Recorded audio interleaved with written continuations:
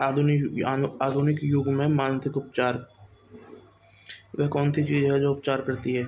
यह उपचारक की शक्ति कहाँ रहती है और इसका लाभ कैसे लिया जा सकता है? ये सभी सवाल हमारे लिए बहुत अहम हैं। इन सभी के लिए एक ही जवाब है, उपचारक शक्ति हर व्यक्ति के अवचेतन मन में निवास करती है और रोगी के बदले मानसिक नज़रिए से वो सक्रिय होती है। देखो, चैप्टर का नाम है आधुनिक युग में मानसिक उपचार। इसने पूछा है कि वह कौन सी चीज़ें उपचार करती है और उपचारक शक्ति कहाँ रहती है, उसे कैसे सक्रिय करा जाए। सबका जवाब एक ही है, वो आपके अवचेतन मन में रहती है और उसे कैसे सक्रिय करा जाए। आस्था आस्था के जरिए या अपने बदले मानसिक नज़रिए के जरिए किसी भी मानसिक या धार्मिक वैज्ञानिक उपचारक मनोवैज्ञानिक किसी भी मानसिक या धार्मिक वैज्ञानिक उपचारक मनोवैज्ञानिक मनोविश्लेषक या डॉक्टर ने कभी किसी मरीज को ठीक नहीं किया। बोला ठीक है। एक पुरानी कहावत है, डॉक्टर घाव को पट्टी बांधता है, ईश्वर उसे ठीक करता है। मनोवैज्ञानिक या मनोविश्लेषक मनोवैज्ञानिक या मनोविश्लेषक मरीज के मानसिक अवरोध को हटाकर प्रभावी परिवर्तन लाता है। इनका काम होता है बस उसके नज़रिए को बदलना या उसके नज़रियों में बदलने को बार बार साहस देना या उस व्यक्ति को बार बार सहायक बनना या उस व्यक्ति को बार बार पुनरावृत्ति दिलाना कि भाई आप ठीक हो रहे हो, आप ठीक हो रहे हो, भाई आप ठीक हो रहे हो। ये सब करना, इनका काम केवल इतना ही है। ठीक है, ताकि उपचारक सिद्धांत सक्रिय हो सके और रोगी दोबारा ठीक हो सके। इस तरह सर्जन शारीरिक अवरोध हटाता है और रोगी को दोबारा ठीक हो सके। इसी तरह सर्जन शारीरिक अवरोध हटाता है ताकि वो उपचारक प्रभाव के सामान्य ढंग से काम करे। कोई भी डॉक्टर या सर्जन या मानसिक विज्ञान का प्रयोग करने वाला पूरी तरह यह दावा नहीं कर सकता कि उसने मरीज को ठीक कर दिया। उपचारक शक्ति एक ही है, हालांकि इसे अलग अलग नामों से पुकारा जाता है, जीवन, प्रकृति, ईश्वर, रचनात्मक ज्ञान। लेकिन वास्तविकता में ये सभी अवचेतन मन की शक्ति की ओर इशारा करने के विभिन्न तरीके हैं।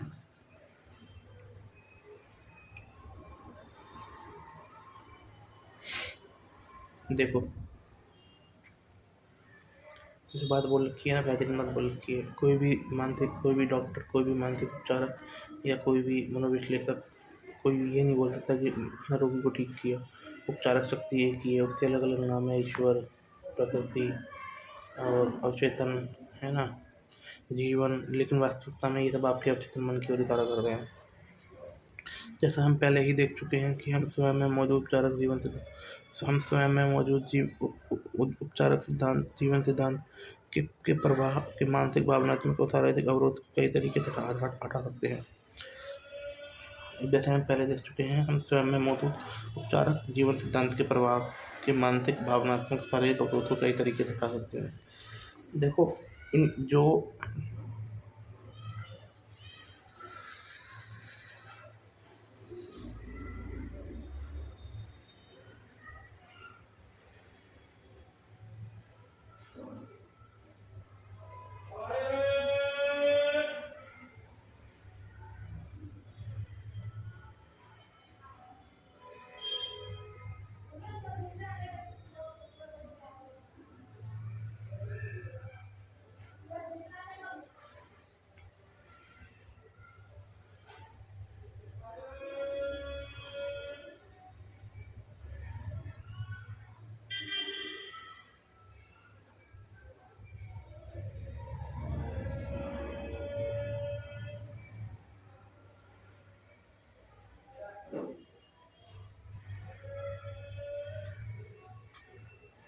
जैसे कि हम पहले ही देख चुके हैं कि हम स्वयं में मौजूद, ठीक है, कई तरीकों से हटा सकते हैं। आपके अवचेतन मन में रहने वाला यह है उपचारक सिद्धांत आपको सभी मानसिक, शारीरिक रोगों से मुक्त कर सकता है।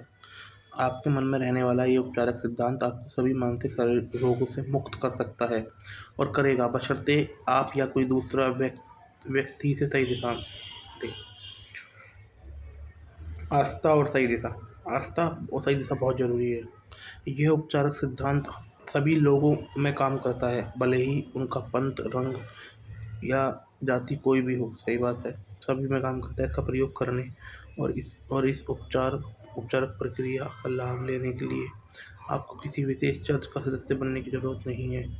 आपका अवचेतन मन आपके हाथ के जले हुए कटे हुए हिस्से को ठीक कर देगा, भले ही आप नास्तिक हो या संशयवादी। आपको ये मैटर नहीं करता कि आप किस धर्म के हो, किस जाति के हो, कहाँ रहते हो, क्या पंथ है, कौन से भगवान की पूजा करते हो। आप आस्था रखो, इस पे आस्था है, कोई मानसिक, शारीरिक या भावनात्मक अवरोध नहीं है, तो यह आपका उपचार कर देगा और आपको पूर्ण स्वास्थ्य की प्राप्ति कराएगा। आधुनिक मानसिक चिकित्सा एक सच्चाई पर आधारित है कि जैसी आपकी आस्था होगी, आपका अवचेतन मन की असीमित बुद्धिमत्ता और शक्ति की प्रतिक्रिया वैसी होगी। जो आधुनिक मानसिक चिकित्सा है, मॉडर्न साइकोलॉजिकल, ये मानसिक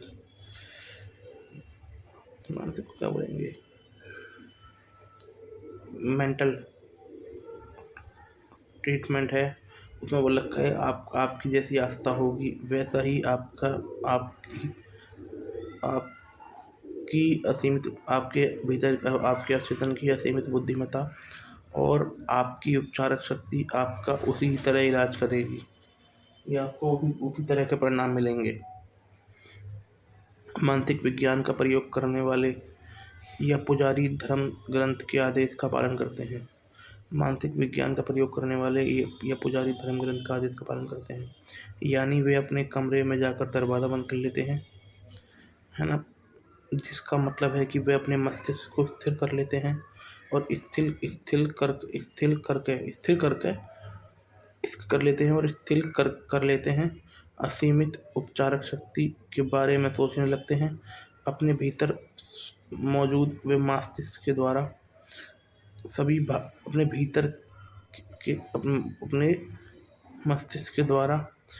बाहरी अपने भीतर मौजूद वे अपने मस्तिष्क के द्वारा मस्तिष्क के द्वारा सभी भारी व्यवधान और वस्तुओं के लिए बंद कर लेते हैं। फिर वे अपना आग्रह या इच्छा अपने अवचेतन मन को इस विश्वास के साथ बताते हैं कि उनका मस्तिष्क का ज्ञान उन्हें सही जवाब देगा। जो ये पुजारी और जो मनोविश्लेषक होते हैं, एक कमरे में जाकर खुद को बंद कर लेते हैं, अपने मस्तिष्क को स्थिर कर लेते हैं और वह अपने भीतर के मस्तिष्क के द्वार को भारी व्यवधान वस्तुओं के लिए बंद कर लेते हैं। फिर वे उससे सवाल पूछते हैं और अवचेतन उन्हें जवाब बताता है। यही जीवन है।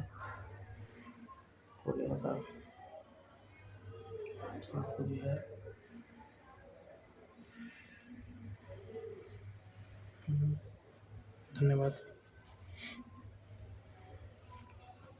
जानने की सबसे अद्भुत बात यह है इच्छित परिणाम की कल्पना करें और वास्तविकता को महसूस करें।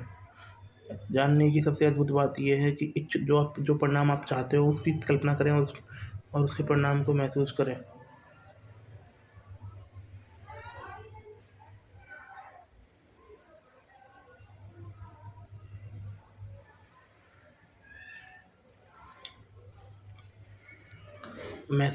असीमित ज्ञान, असीमित जीवन सिद्धांत आपके चेतन चुनाव और आपके चेतन आग्रह पर प्रतिक्रिया करेगा।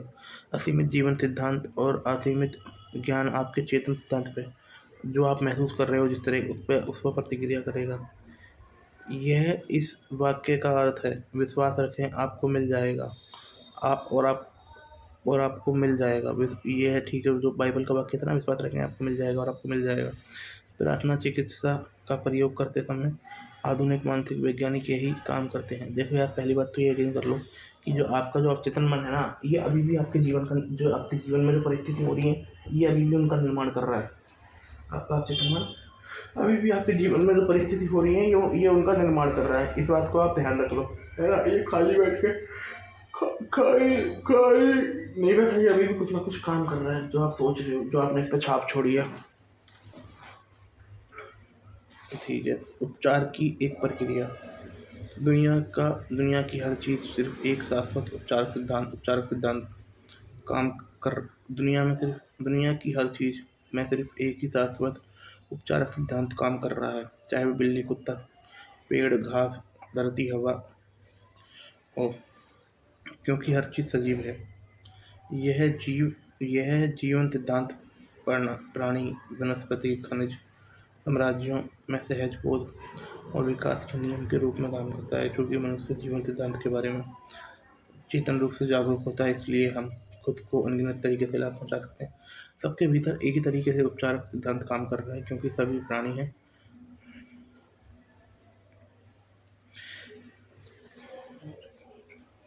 काम करते हैं। क्योंकि मनुष्य जीवन सिद्धांत के बारे में चेतन रूप से और मनुष्य को अधिक लाभ इसलिए मिल सकता है क्योंकि मनुष्य चेतन रूप से जागरूक है, इसलिए हम खुद को अनगिनत तरीके से लाभ पहुंचा सकते हैं, इसका चेतन प्रयोग कर सकते हैं। इस शाश्वत सिद्धांत का प्रयोग करने के कई विभिन्न तरीके हैं, तकनीकें और विधियां हैं, लेकिन उपचार की एक ही प्रक्रिया है, वह है आस्था, क्योंकि आपकी आस्था के अनुरूप आपको बढ़ने मिलेगा। इस शाश्वत सिद्धांत का प्रयोग करने के कई विभिन्न तरीके हैं, मतलब अवचेतन मन है, पर अवचेतन मन को अवचेतन मन से अपना उपचारक सिद्धांत अवचेतन मन से अपने उपचार कराने के कई तरीके हैं, कई प्रक्रियाएं हैं, परंतु जो उपचार की सिर्फ एक ही प्रक्रिया है, वो है आपकी आस्था। आपकी आस्था के अनुरूप आपको मिलेगा। विश्वास का नियम। विश्वास का नियम। दुनिया के सभी धर्म विश्वास के रूप हैं, और ये विश्वास कई तरीकों से स्पष्ट किए जाते हैं। दुनिया के सभी धर्म इस विश्वास के रूप हैं, और ये विश्वास कई स्पष्ट तरीके से किए जाते हैं। जीवन का नियम विश्वास है। जीवन का नियम विश्वास है। अपने जीवन और ब्रह्मांड के बारे में आपके विश्वास क्या है? सही बात है। जैसा आपको विश्वास होगा वैसा ही आपको मिलेगा। जैसा आपको विश्वास होगा वैसा आपको मिलेगा। वही आस्था 2 पर पढ़ी थी हमने।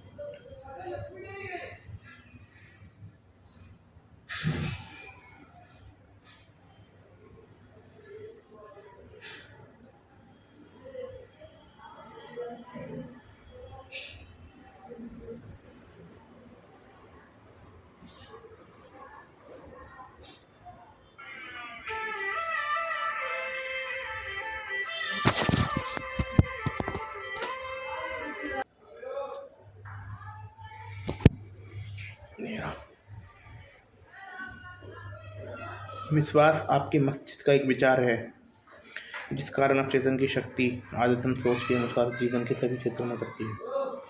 सही बात है। विश्वास आपके मस्तिष्क का एक विचार है ना, जिस कारण अवचेतन की शक्ति आयतन सोच के अनुसार जीवन के सभी क्षेत्रों में उतरती है, जिसके कारण अवचेतन शक्ति सक्रिय होती है। सिंपल सी बात ये लिख सकते हो। आपको एहसास करना चाहिए कि जब बाइबल आस्था का जिक्र करती है तो यह किसी अनुष्ठान, समारोह, रूप, संस्था या फॉर्मूले में विश्वास के बारे में नहीं बोल रही है। यह तो स्वयं विश्वास के बारे में, ये तो स्वयं के विश्वास के बारे में बोल रही है। आपके मस्तिष्क का विश्वास आपके मस्तिष्क का विचार है। सही बात है। जब बाइबल बोल रही है, जब बाइबल विश्वास के बारे में बोल रही है तो ये ऐसा नहीं किसी अनुष्ठान में, किसी चर्च में या किसी और चीज़ में विश्वास के बारे में बोल रही है कि बोले स्वयं में विश्वास करो। आपके मस्तिष्क का विचार ही आपका विश्वास है। आपका मस्तिष्क का विश्वास ही आपका विचार है। सही बात है। अगर आप विश्वास कर सकेंगे तो उसके लिए हर चीज़ संभव है जो विश्वास करता है। रियली ब्रदर, किसी ऐसी चीज़ में विश्वास करना मूर्खता है जो चोट या नुकसान पहुंचाए। याद रखें, जिस चीज़ में आप विश्वास करते हैं वह आपको नुकसान या चोट नहीं पहुंचा सकती। तो आपको अपने मस्तिष्क का विश्वास या विचार के परिणाम उत्पन्न करेगा, या यह तो आपका मस्तिष्क का विश्वास का विचार जो परिणाम उत्पन्न कर देगा। आपके सभी अनुभव, कार्य तथा जीवन की सभी घटना, परिस्थितियाँ आपके विचार की प्रतिक्रिया और प्रतिबिंब है। किसी ऐसी चीज़ के बारे में मत सोचो जो आप गलत विचार मत सोचो भाई। सही बात है, सिंपल सी बात है। ऐसे विचार मत सोचो जैसे परिणाम आप नहीं चाहते हो। ये ऐसे विचार नहीं सोचो जैसे परिणाम आप चाहते हो। केवल वही विचार सोचो जैसे केवल वही विचार सोचो जैसे परिणाम आप चाहते हो, है ना। अगर आप चाहते हो कि आपको गुलाब मिले तो गुलाब को विचार करो। अगर आप चाहते हो कि आपको सनफ्लावर मिले तो आप सनफ्लावर को विचार करो। परंतु जब आप गुलाब चाहते हो और सनफ्लावर के बारे में सोच रहे हो तो आपको नहीं मिलेगा तो आपके जीवन में कुंठाएं पैदा होंगी।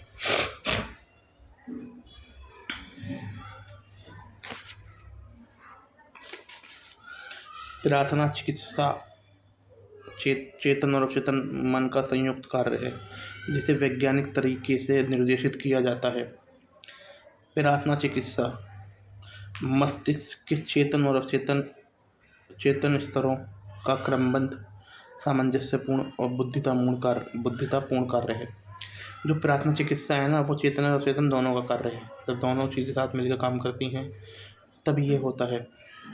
जिसे किसी निश्चित उद्देश्य के लिए, यार हमारे देखो कभी भी गलत विचार मत बोलो, एक सरस्वती विराजमान होती है, ये बात है, ये भी तो ऐसी ही है, ये पढ़ेंगे बाद में।